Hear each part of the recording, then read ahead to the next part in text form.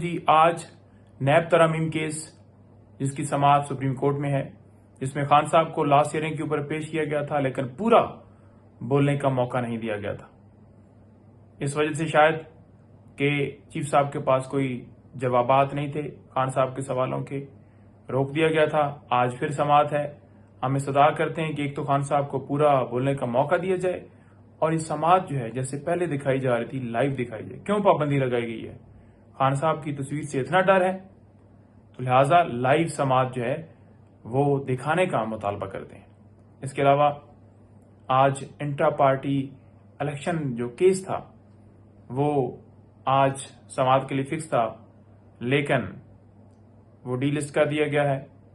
Availability नहीं है जी। बहाने आपको पता है बनाए जाते हैं। अभी तक 3 दफा या तीसरी दफा है हमने इंट्रा पार्टी इलेक्शन करवाया है। हमें अभी तक जो है हमारा निशान जो है वो अलॉट नहीं किया जा रहा, सर्टिफिकेट जो है अपलोड नहीं किया जा रहा। क्या आपने किसी और जमात का इंट्रा पार्टी इलेक्शन ऐसे उसका भी मुआयना किया है?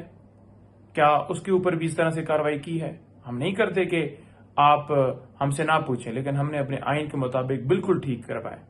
और एतराजात या आपने साइन यहाँ नहीं किए, यहाँ कर दिए, ऊपर नहीं थोड़े से नीचे करने थे, इस तरह के एतराजात लगाए जा रहे हैं। तो इसके अलावा आज बुशरा बीबी साहबा से अडयाला जेल में मुलाकात का दिन भी है और लिस्ट हमने भिजवाई हुई है। अब जो वो अप्रूव करते हैं, क्योंकि पता है आपको जब लिस्ट भिजवाई जाती है जिसका दिल हुआ अप्रूव कर दिया, जिसका दिल हुआ ना किया, फिर कह दिया कि जनाब ऊपर से हुक्म नहीं है। लिहाजा आज उनसे मुलाकात का दिन भी है।